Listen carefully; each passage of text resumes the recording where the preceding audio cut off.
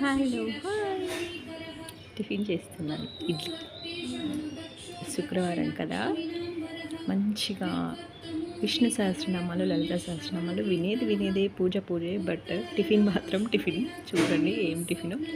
కొబ్బరి చట్నీ చేశాను ఇడ్లీతో సహా. మీరేం చేస్తున్నారు? కామెంట్ చేయండి.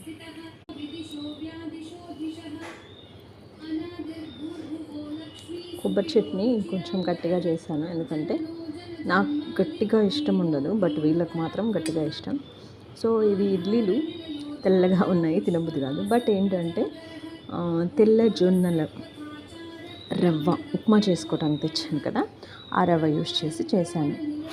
నాకు ప్రజెంటేషన్ అని కాదు, కానీ ఎవరు వీడియో తీయటానికి లేక ఇంకెలానో అలా వీడియో అయితే చేస్తున్నాను.